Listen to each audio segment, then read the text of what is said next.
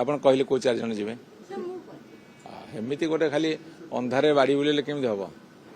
ଗୋଟେ ଗୋଟେ ଗୋଟେ ଶୂନ୍ୟକୁ ଆକାଶକୁ ଆପଣ ଟେକା ଫିଙ୍ଗିବେ ଏଇଠି ଆକାଶରେ ପକ୍ଷୀ ଉଡୁଛି ମାରିଲି ଟେକାରେ ଏମିତି ହବନି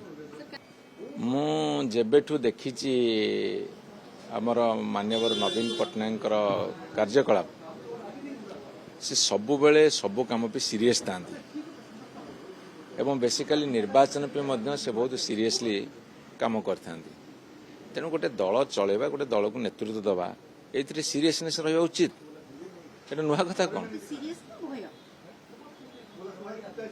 ଜଣେ ଯଦି ନିଜ ଦଳକୁ ସୁସଂଗଠିତ କରି ରଖିବା ପାଇଁ ଚେଷ୍ଟା କରନ୍ତି ତାକୁ ଆପଣ ଗୋଟେ ଦାୟିତ୍ୱ ସମ୍ପନ୍ନ କଥା କହିବା କଥା ସିରିୟସନେସ୍ ଅଛି ବୋଲି କହିବା ଦରକାର କିନ୍ତୁ ଆପଣ କହିବେ ଭୟର କିଛି ମାନେ ନାହିଁ 2014 ଗୋଟେ ନିର୍ବାଚନ ହେଇଥିଲା ସେଥିରେ ବି ବିଜୁ ଜନତା ଦଳ ପ୍ରାର୍ଥୀ ଦେଇଥିଲେ ସେତେବେଳେ ଏଭଳି ସ୍ଥିତି ଦେଖିବାକୁ ମିଳିନଥିଲା କିଏ 2014 ଆପଣ ମାନେ ଯେତେ ସବୁ ନୂଆ ସାମ୍ବାଦିକ ଅଛନ୍ତି ଏତେ ଜୋର ସାମ୍ବାଦିକ କରିନଥିବେ କି ନୂଆ ନୂଆ ଆସିଥିବେ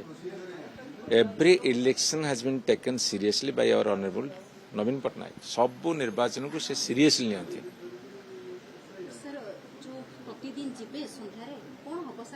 ଶୁଣନ୍ତୁ 4ଟା ସିଟ୍ ପାଇଁ 5 ଜଣ ପ୍ରାର୍ଥୀ ଭୋଟ ଗହମ ଗୋଟି ଗଣିତା ଗୋଟିଏ ଭୋଟ ଯେମିତି ଭୁଲ ନ ହେବ ସେଇଥିପାଇଁ ଆମକୁ ଅତି ସତର୍କତା ସହକାରେ ଭୋଟ ଦେବା ପାଇଁ ଟ୍ରେନିଂ ନେବାକୁ ପଡ଼ିବ ଯିଏ ଯେତେ ବଡ଼ ଶିକ୍ଷିତ ହୋଇଥାଉ ବେଳେବେଳେ ସାମାନ୍ୟ ମିଷ୍ଟେକ୍ ମଧ୍ୟ ହେଇଯାଏ ତେଣୁ ଗୋଟିଏ ଭୋଟର ମୂଲ୍ୟ ଆମ ପାଇଁ ବହୁତ ଅଧିକା ତେଣୁ ଆମେ ଚିନ୍ତା କରିବା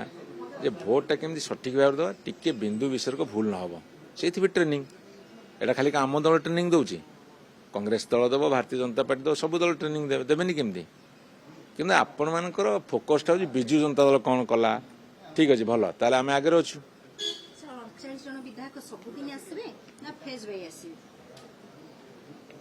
ଆଜ୍ଞା ଶୁଣନ୍ତୁ ଆମେ ସବୁଦିନ ଯିବୁ ଅସୁବିଧା କ'ଣ ଅଛି ନବୀନ ନିବାସ ଆମ ନିବାସ ଆମେ ସବୁଦିନ ଯିବୁ ଆଉ ଆମେ ଯାଉଛୁ ନ ଯାଉଛୁ ଆପଣ